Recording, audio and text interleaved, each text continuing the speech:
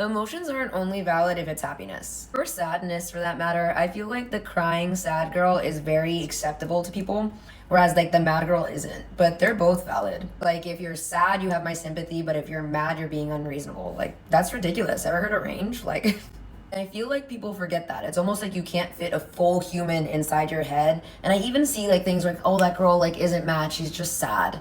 And she doesn't know how to like process her grief. No, she looks pissed as fuck, actually. Like she seems pretty understandably pissed to me. Like there are worse things than being emotionally authentic. Like for example, being duplicitous, being manipulative, being fake. Way worse than being emotionally authentic. Like let's keep it a buck. I think a lot of people have convinced themselves that they're sad when they're actually fucking furious. And obviously there are settings where you gotta rein it in. You should always be pleasant at work, etc. But otherwise you're allowed to act how you feel. Like working through your emotions is what allows them to dissipate. Eternally positive people are either full of shit or on drugs.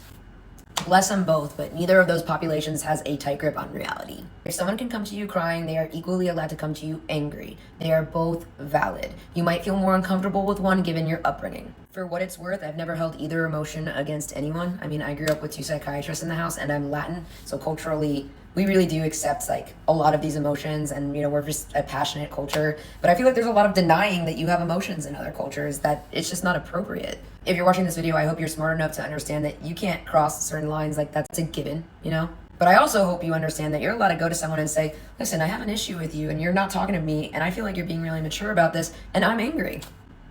Nothing was disrespectful about what I just said. Don't let people conflate the two, that honesty is disrespect. The right people will work through these emotions with you. The others, let them leave. Obviously, don't say or do things that you're going to regret. Like I said, there's a line. But you're allowed to present mad when you're mad. You're allowed to present sad when you're sad. And emotions at their peak can only last so long. The longest lasting emotion is sadness, followed by anger, then fear, guilt, shame, kind of trickle behind. But if you commit to being peak mad for 20 minutes, I promise you won't be able to keep that peak for that long, and then by the end of it, you're gonna want to nap afterwards. Being angry is exhausting. Feeling emotions is exhausting. But what being mad does give you is whatever you didn't know, you know that you feel it with certainty now. There are things that almost are on such like a dull roar that you don't know that they exist until they're on blast. When you actually feel angry, you know you definitely feel this type of way towards this thing now. You didn't know it bothered you until it did. It does. This is your body trying to make yourself heard. Why is that wrong? It's not. It's a weird rumor that someone started one day that it's unacceptable to be in touch with the way you feel. If you're feeling emotion, that's okay, but being emotionally authentic will help you get through it much faster. And that's easy for me to say. I grew up in a family where we didn't lack any emotional depth. We knew them all, we labeled them young, and we did something, yeah, she got mad. Kid was mad. You never had a bad day before, bud? Like, it's not that big a deal. I feel like people don't remember that.